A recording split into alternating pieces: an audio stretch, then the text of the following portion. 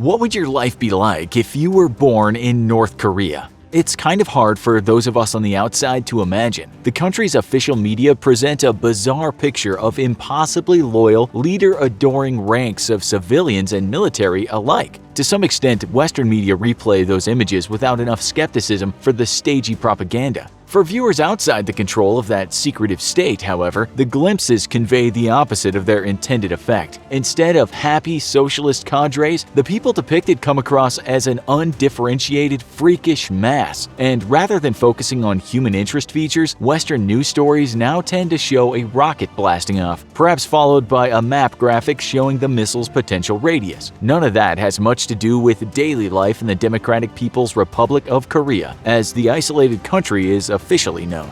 Even though the military and the Workers' Party of Korea remain central institutions, the focus of daily life for most North Koreans has nothing to do with politics or war. The government was once literally revered in the figures of Kim Jong-il, and especially the nation's founding father Kim Il-sung. Now the state is something of an economic means to an end at best, and more often an unavoidable annoyance, not to mention a continuing object of fear. For a generation now, most North Koreans have lived experiences that demonstrate the patent lies of the state media. They just have to be careful who they admit it to. There was a time when everyone in North Korea made their living working for the government, and many were happy to do it. In the 1950s, the DPRK's economy was actually stronger than that of their rival, US-allied South Korea. During the days of Japanese colonization, the northern part of the peninsula was modernized for heavy industry. The South, with more favorable agricultural conditions, started off their independent era with less industrial infrastructure. In the 1960s and 70s, North Korea continued along in economic security, as their neighbors in China struggled to emerge from years of deadly famine. By the 1980s, the equipment, factories, railways, and power grid that North Korea depended on was aging,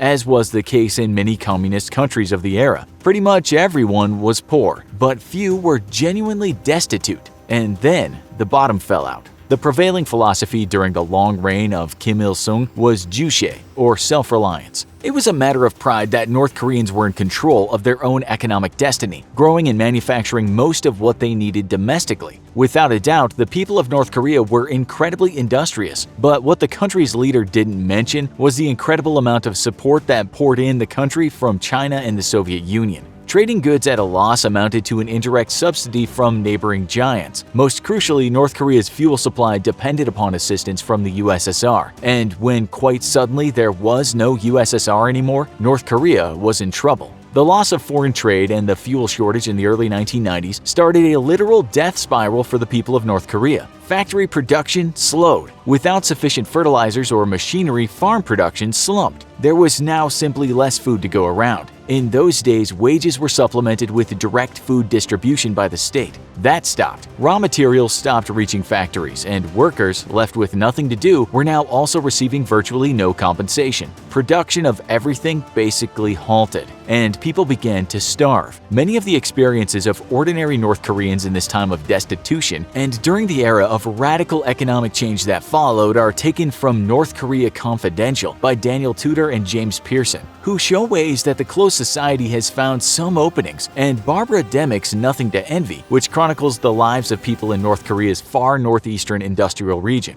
Demick's stories, in turn, come in large part from defectors who lived through the misery. What little residual momentum was left in North Korea's state-run economy effectively died when poor growing conditions in the mid-1990s caused massive crop failures. Now, even the last vestiges of public food distribution ended. Hospitals filled with the sick and starving, and then they emptied. Those who were growing their own small gardens, the only form of private production allowed, had a little bit of a buffer, but that was no help to city dwellers. Stories of people eating tree bark and grass in those days are no exaggeration. Those who could do so hunted wild animals until they became a rarity. People scraped food out of bilge and animal dung. Exaggerated rumors raised the specter of cannibalism among the country's already suffering public. Foreign aid came in, but the regime refused to allow aid groups to distribute it themselves. Incompetence may have played some role in the poor allocation, but part of the problem was certainly a callous undervaluation of the lives of some citizens. The policy under Kim Jong-il was Songun, or military first. Those who were considered important to the state and its defense might live. Others were on their own. A low estimate for the number number of deaths in the North Korean famine of the 1990s is 240,000, but it may have been as high as 600,000. The higher figure would represent a staggering 10% of the population.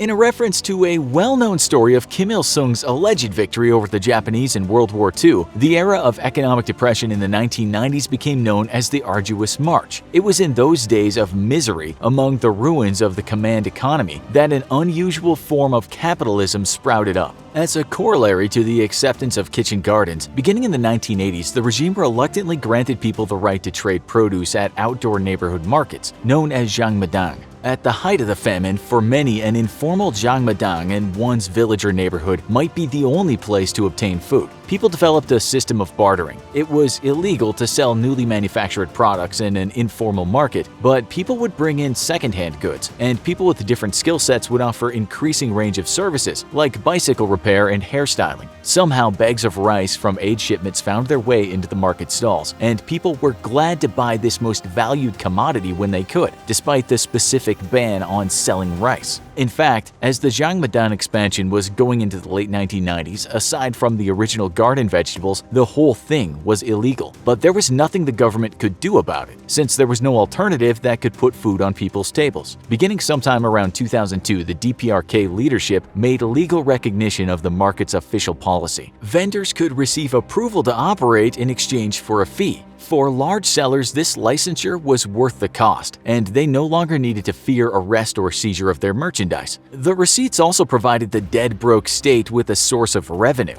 By the mid-2010s, the largest of the markets had become veritable superstores, with stalls spread over many acres, and products and services ranging from electronics, household appliances, motorcycles, car batteries, pharmaceuticals, and eventually even livestock. From the start, most of the vendors were middle-aged and older women, for a variety of reasons. Men have always made up the large majority of North Korea's military, which is huge. As a side note, it's among the world's largest fighting forces. Only China, the US, India, and possibly Russia have more soldiers and sailors, and all three have vastly larger populations and economies. De facto male conscription applies to the large majority of men, whereas only 1/10 as many women are recruited. In the 1990s, the standard term of military service grew to 10 years, and with grim job perspectives elsewhere, joining and staying in the army was for many young men the best deal on offer. Culturally, buying and selling goods was viewed as an undesirable job, and in the 1980s and 90s, women continued to have lower social status than men in North Korea. Additionally, food insecurity tends to kill adult men faster than adult women, based on natural body fat percentages. And in 2015, Kim Jong-un removed age restrictions on women marketers, while banning men under 60 from operating stalls. One result of markets run largely by women is a general rise in opportunity, a greater economic centrality for women in the income of families. Most people in the civilian sector still had day jobs, and those were still with the government, but by the early 2000s, most jobs paid far less than one needed to survive. This fact led to a second major economic restructuring. The reality was that you would likely have to make your living doing something other than your official job. Depending upon where you lived and your social standing, that could take various forms. By now, the state was effectively mandating that people grow their own food. Even soldiers spent a good deal of their time farming. If you are already working on a collective farm, you might sneak off to some marginal land to grow your own crops on the side. At first, this practice was likewise illegal, but utterly rational if you were looking at starvation as the alternative. In time, the government eased up on this issue too, allowing farm workers to cultivate some land for their own families, as long as they also hit their public quota. On a larger scale, people in positions of power began to start quasi-private companies. At a time when productivity couldn't be lower, managers were given permission to get creative in making money. International trade, particularly with China, became an important source of revenue for several government departments. Although the use of foreign currency was, as with so many other aspects of this new economy, illegal, in reality everyone knew that you needed Japanese yen, US dollars, and Chinese yuan to effectively keep operations moving. Around 2009, the DPRK made one last serious attempt to curtail privatization of the economy. The North Korean government effectively devalued their currency, which, like South Korea's, is called the won, although they're completely separate. The act of re-denominating North Korea's currency wiped out the savings of many of the newly minted black market success stories and was incredibly unpopular among this increasingly prominent class. The government backpedaled and ended its last serious crackdown on the informal economy. The official in charge of that monetary scheme was executed.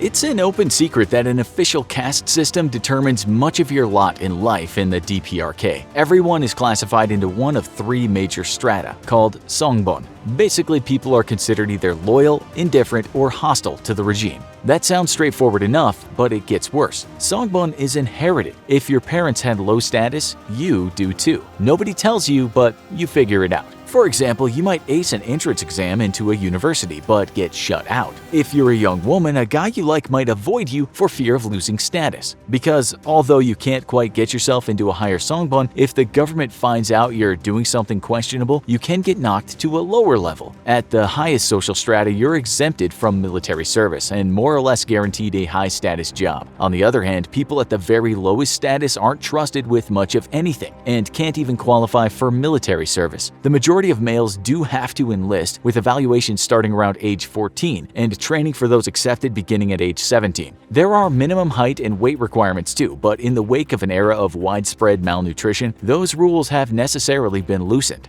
Going to university lets you defer enlistment, and depending upon the job you get out of college, you might be able to avoid the draft altogether. But again, university acceptance is partly based on your social class, and even more so, the course of your study you might enter. Party membership is likewise a function of your songbon. And so, in another irony, there aren't any members of the working class in the Korean Workers' Party. In principle, this has something to do with the supposed class standing of your ancestors in the pre-independence era, but those alleged justifications have no relationship at all to the power structure of the last 3 generations. High-status jobs as scientists, doctors, university professors, government officials, and the like require high songbon. On the other hand, in the world of the informal economy, class standing has much less importance. True, to manage one of the new major corporate enterprises, you have to start off in a position of wealth or power, but to succeed at the level of the Zhangmadang, you pretty much just have to hustle and probably pay some bribes. A natural offshoot of marketing homegrown produce is selling your home-cooked food. To the extent that ingredients were available, preparing food for sale at a Zhangmadang was a logical cottage industry, as was the bulk processing of raw ingredients like flour to fill the niche left by the shuttered state apparatus. At home, manufacturing of everyday products like shoes met other desperate needs for one's neighbors, and increasingly once unavailable imported foods like oranges and pineapples started showing up at the markets. The famine was ending for 2 reasons, one grim and the other hopeful. First, after so many deaths, there were just fewer mouths to feed. But now, there was also a functioning system in place to produce and distribute food. Although it involved risk, there wasn't much left to lose.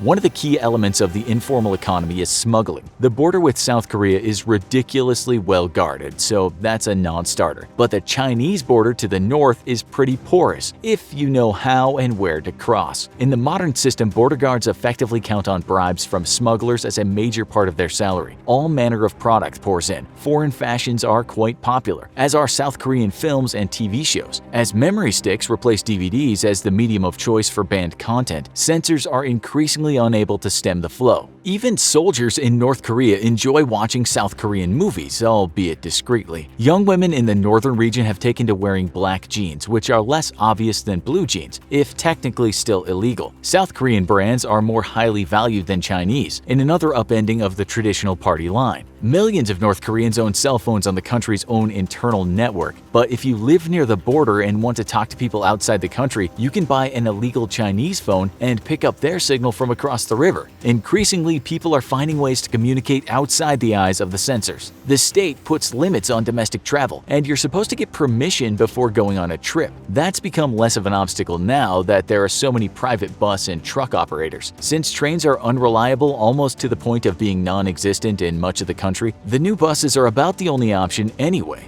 A second and even more important function of these vehicles is the transportation of goods, licit or otherwise, around the country for distribution in the thriving markets. As with much of the economy, this system depends upon greased palms. Bribes have become so much a part of daily life that they've effectively become more of a system of taxation than any real threat of punishment for low-level economic crimes. Lower officials, in turn, have to hand some of their take up the ladder. At the bottom of the system, small vendors who operate at the margins of the official markets or in unofficial rural sites sometimes don't even bother to bribe anyone. When Kim Jong-un came to power in 2011, he revised his father's military first position to a new dual focus, basically nuclear weapons and the economy. These were at odds, since the sanctions from the international community in response to North Korea's nuclear weapons program were a drain on civilian sector development. But the new Kim also took a much more tolerant stance toward unofficial privatization. By now, entire government agencies were themselves profiting from capitalist enterprises, and the fact that this was in large part black market activity somewhat insulated them from international censure. There was never an official declaration, but cues from prominent officials displaying rich clothes and cars were a tacit invitation to increasing boldness from the nouveau rich. Pyongyang had a way to go, but the DPRK leadership clearly wanted it to compete with the luster of Seoul. Massive building projects in the capital became a priority. Lately, Kim Jong-un has made the development of resorts in the mountains and by the sea the focus of a huge push, since tourism is a sector less affected by international sanctions. If all this is starting to sound like the bad times may be ending, that's not quite the case, at least so far. The labor for the ambitious construction projects is effectively slavery. One of the major functions of the military is to serve as free construction labor. The hours are long and the work is brutally hard and sometimes unsafe. Food is meager, although it seems to be better than what soldiers on other bases are given to eat, which is nothing. Officers receive meals, although their families do not. Common soldiers are expected to grow their own food, or failing that, to forage. This creates bad relations with people in neighboring towns, since the resulting practice is for soldiers to steal from civilian homes. Recently, soldiers have crossed the border to go on looting trips to nearby villages in China. In one extreme case, a soldier who was seriously ill fled on foot across the demilitarized zone to South Korea, taking multiple gunshots in the process. Women in the North Korean military have found institutionalized rape and sexual abuse from higher-ranking officers and political advisors. An officially announced crackdown has yet to end this ugly variation on the culture of kickbacks and extortion. The harsh conditions faced by rank-and-file military are another inversion from the past, when that sector was the most valued part of the state. One exception to the trend is the group called Bureau 121, an elite group of hackers in the military, chosen young for special computer training and tasked with cyber warfare. This capability is considered especially important, and so its soldiers are well compensated. Being a civilian doesn't necessarily exempt you from forced labor. To support the rapid building campaigns, military-style shock troops of ordinary citizens are also pressed into service through levels of coercion. Regular industries have a chain of command akin to military structure, with employees belonging to fixed work groups. The units serve various purposes: disseminating official information, enforcing ideological conformity or at least lip service to it, and of course meeting production quotas. The workgroup bosses therefore can pretty much order people to join the ad hoc construction crews, regardless of whether the group is ostensibly doing construction elsewhere, operating machinery in a factory, or any other work. If you can afford a bribe, you can avoid heading out to the months-long construction project. To fill the shortfall created by those who can dodge conscription into a work gang, managers are reportedly going to extreme measures, including child labor. Food insecurity has begun looming again as a possible catastrophe. The government's agricultural department is more aware now of what should be done to prevent it, namely better crop yields through fertilizer and farm equipment. But that doesn't change the fact that needed infrastructure is still lacking. Lots of people still plow their fields walking behind an ox. Meager resources by definition prevent a stockpile of grain for an emergency, so the nation stumbles on hand to mouth year by year. General supply shortages have lately been hurting businesses in the neighborhood markets. Many people aren't willing to wait around to see how it turns out this time. A steady stream of defectors make their way out of North Korea every year. To do so requires not only the emotional investment of leaving your home, but a substantial pile of cash as well. So the people who are in the best positions to leave are not the desperately poor, but those who have managed to save some earnings from opportunities in the informal economy. The kind of human smuggling assistance you get varies depending upon your budget. A basic fee gets you across the border, and from there you have to find your way to Mongolia or Vietnam, and from there back around to South Korea. High-end smugglers will plan a complete itinerary for you with the necessary connections and bribes along the way to allow for a much shorter trip. South Korea welcomes all defectors from the north, and there are programs that help you get started in your new life. It won't be totally unknown since you've been watching South Korean TV for years and receiving quiet intel from trusted associates back home.